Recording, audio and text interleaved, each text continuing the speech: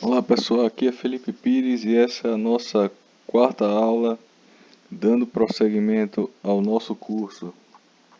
Então, o nosso filósofo, o nosso sistema ético dessa aula é o Aristóteles. Na verdade, o Aristóteles ele é muitos séculos, anterior, ele vem muitos séculos antes tanto do utilitarismo quanto de Immanuel Kant, Aqui nós estamos fazendo uma viagem de volta no tempo do século XVIII depois de Cristo para o século IV antes de Cristo na Grécia Antiga. Por que que essa ordem foi invertida?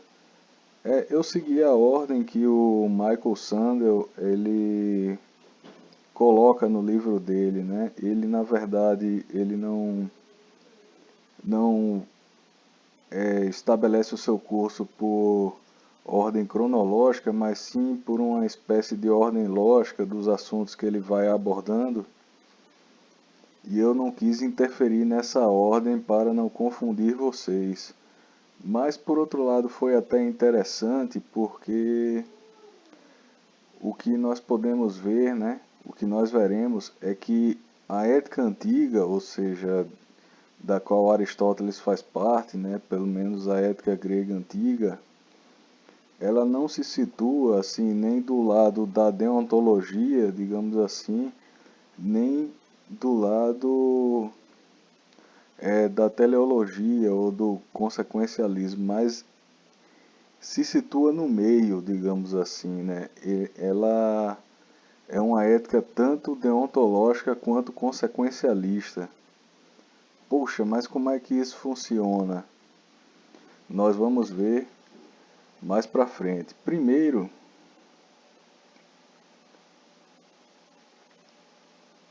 nós temos que entender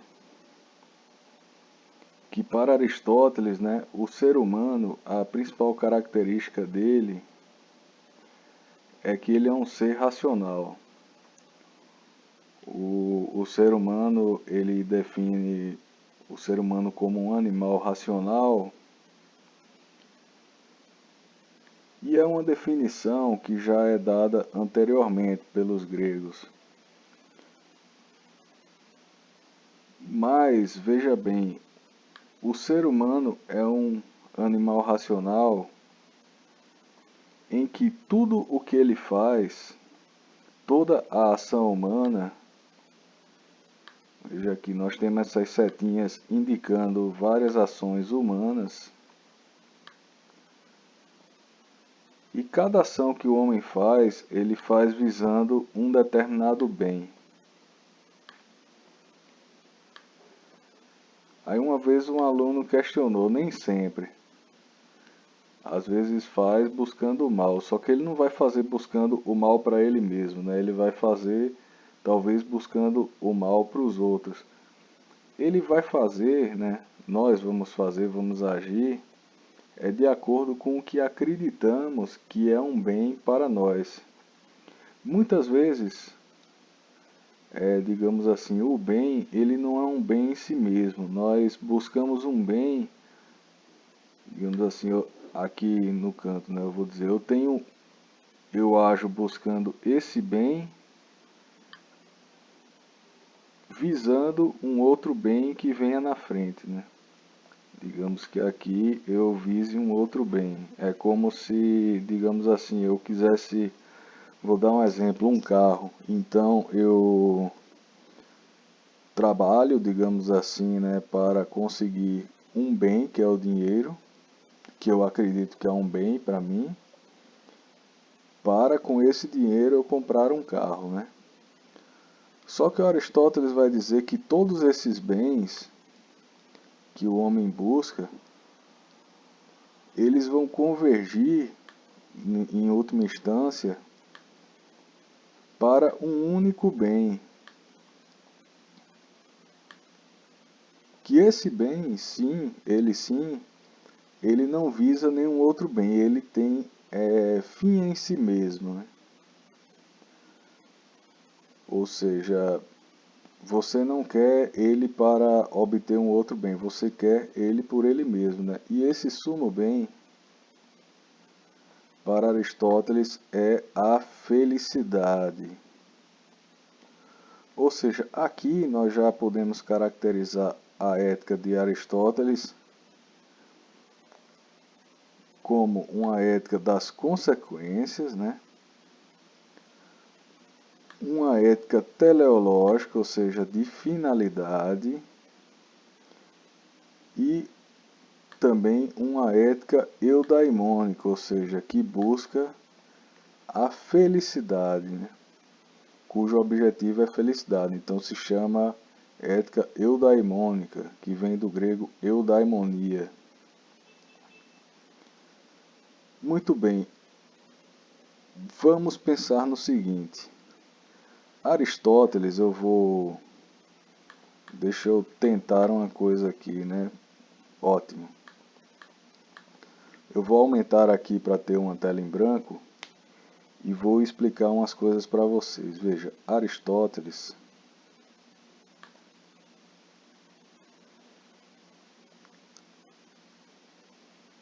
parece que não deu certo,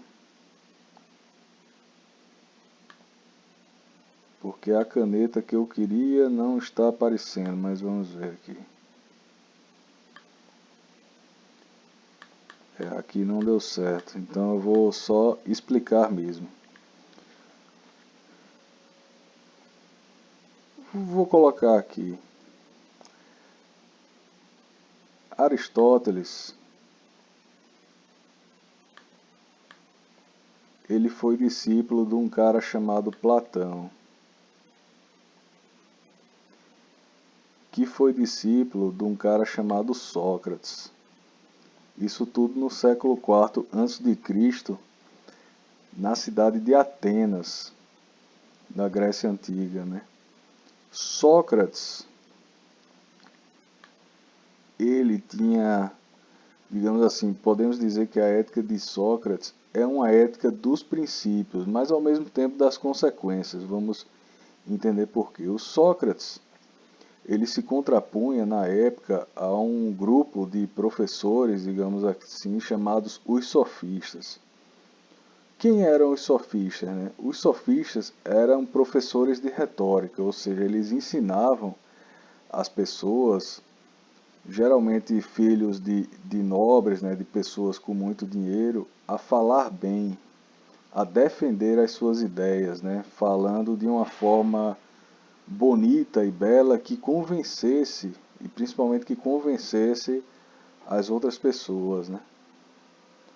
Mas por que que os pais, né, desses garotos assim pagavam para os sofistas ensinarem esses garotos a falarem muito bem? Porque a Grécia Antiga, né, a Atenas daquela época, do século IV a.C., na época de Sócrates, ela vivia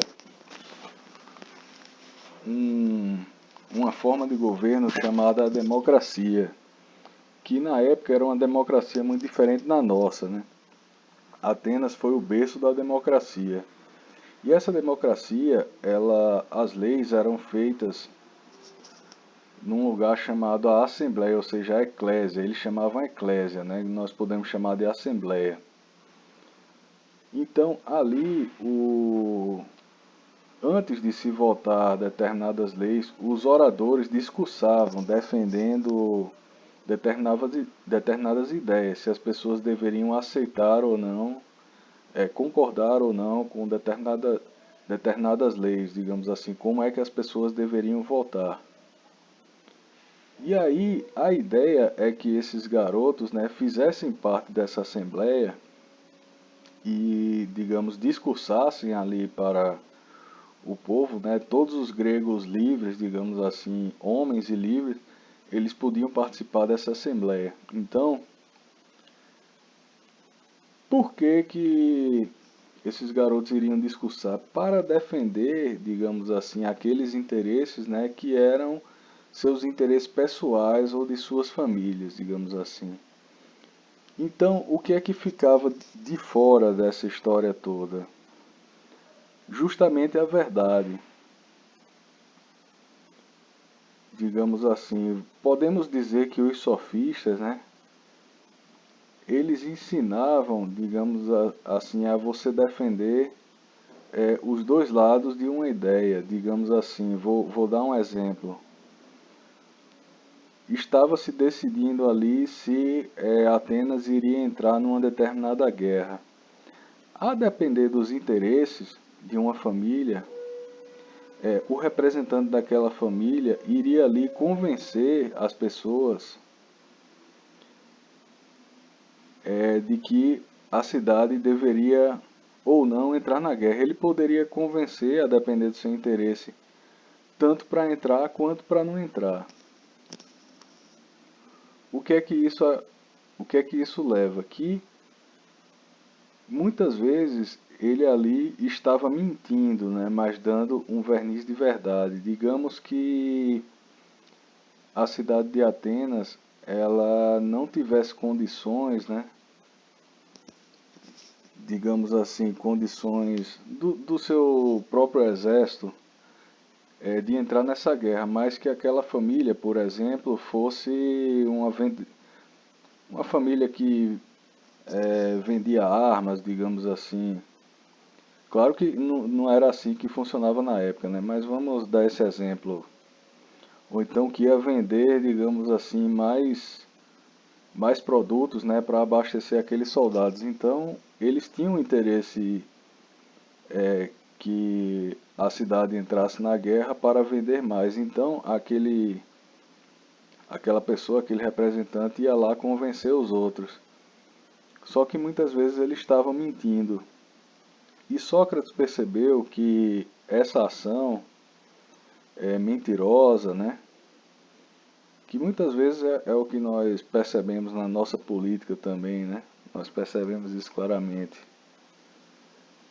Começou a levar, né, a sociedade deles, que era pujante, né, que era quase um império, começou a declinar, começou a levar a cidade à ruína. Então Sócrates vai dizer que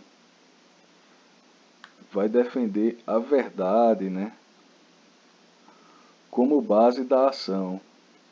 E aí você percebe a ligação do princípio da verdade com a consequência, que é a própria felicidade.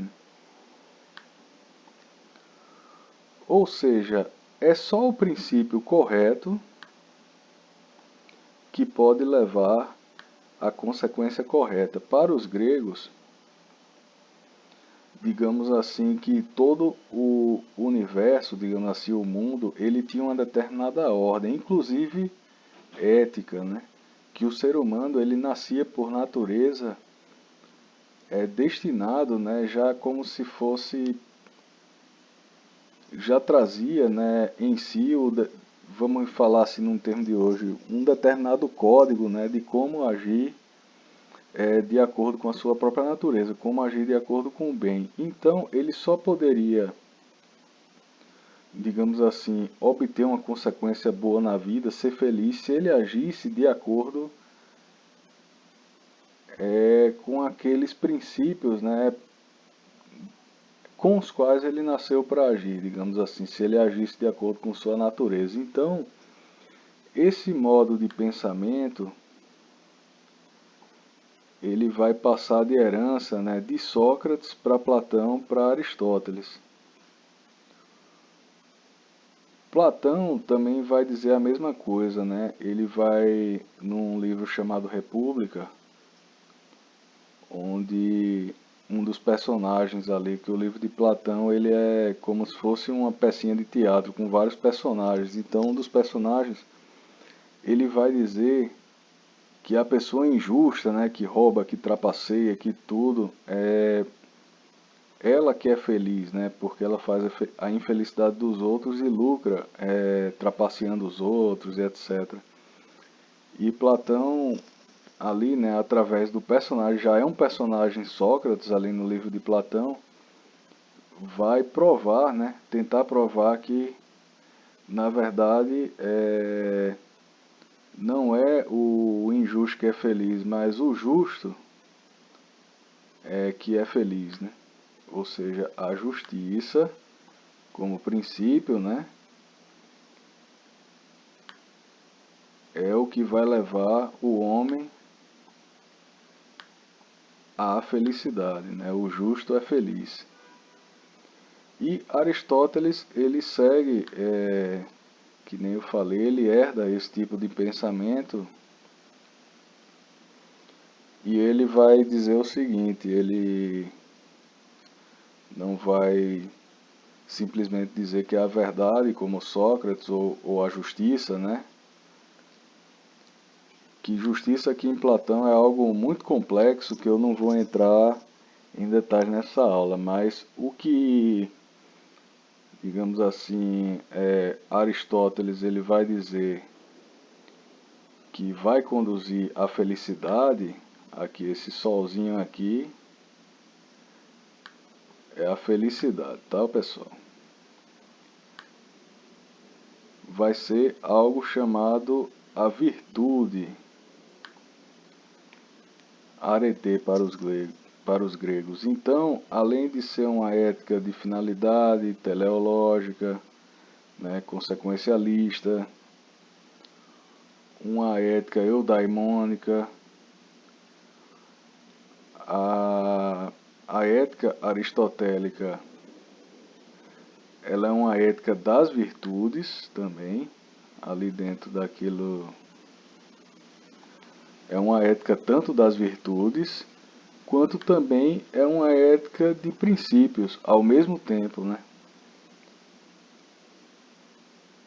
Nós poderíamos dizer que é uma ética do equilíbrio, né? Isso já vem desde Platão.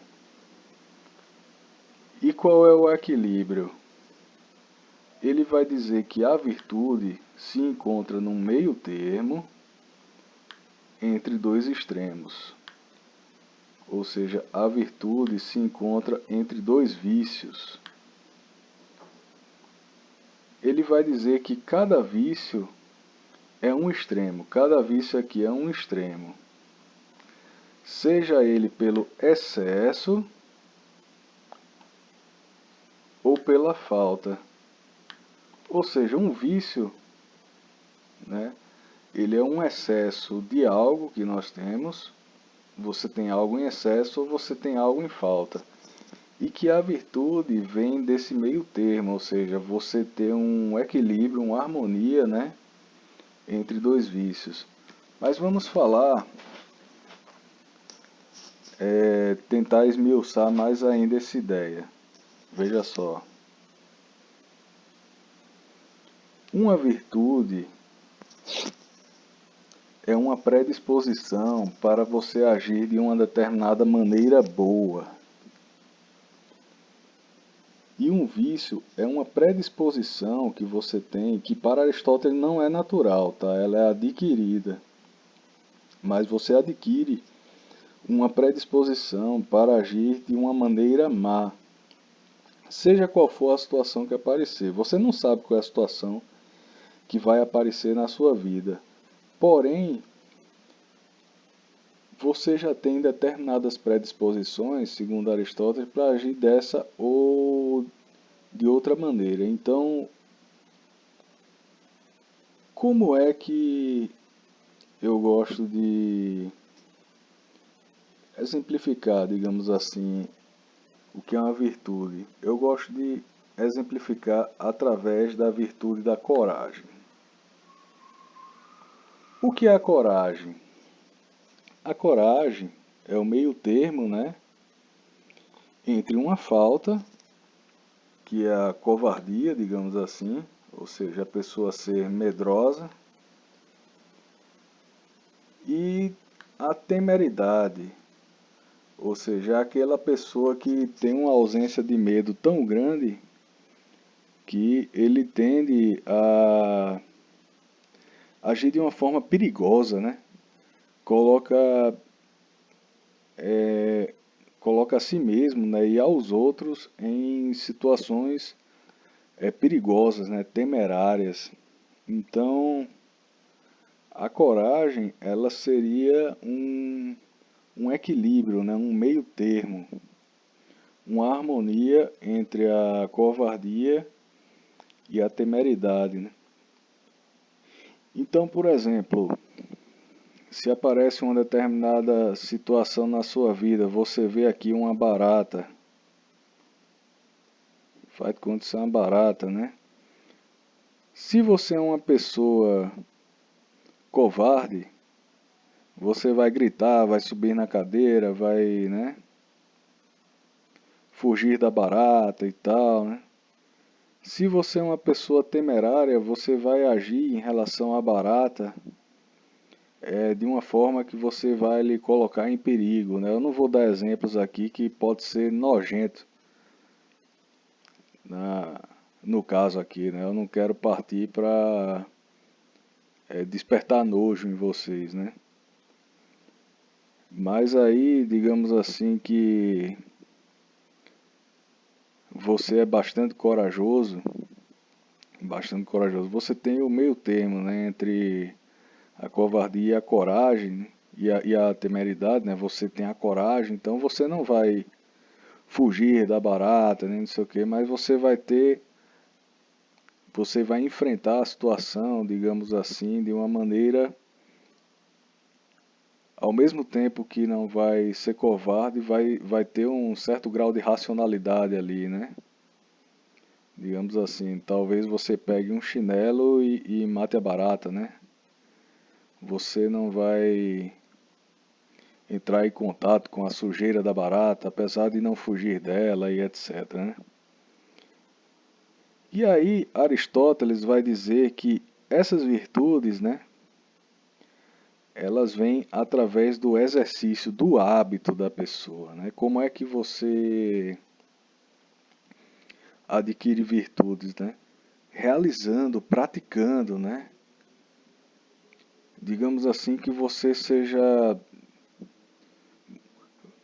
muito medroso, né? Tenha muito medo de barata. Então, como é que você exercita a sua coragem ali, né? Você cada vez tomando atos mais corajosos ali, né? Enfrentando cada vez mais aquele medo, digamos assim. E assim é com todas as virtudes, né? Que Aristóteles elenca. Por exemplo, se eu tenho o vício da temeridade, por exemplo, eu vou tentar me aproximar cada vez mais aqui do terreno da virtude, né? Vou tentar agir cada vez menos impulsivamente, na verdade, né? Se eu tenho o vício da covardia, eu vou tentar forçar para esse lado aqui para chegar próximo da virtude, tentar agir cada vez mais com coragem. Então é isso. E aí, a junção dessas virtudes e vícios, né? A junção de tudo isso é o que, digamos assim, Aristóteles vai chamar de caráter, né? É o que forma o caráter da pessoa, né? É aquela predisposição, conjunto de todas as predisposições que você tem, né, para agir de determinadas maneiras. Então, se você é uma pessoa justa, né? Tá mais. Quando aparecer uma situação, você vai ter aquela predisposição a agir de acordo com a justiça ali, né? Se você é uma pessoa injusta, seja lá o que aparecer, você vai ter essa tendência a agir injustamente. Então é isso, pessoal. Essa foi aqui nossa primeira parte da aula e voltamos para a segunda.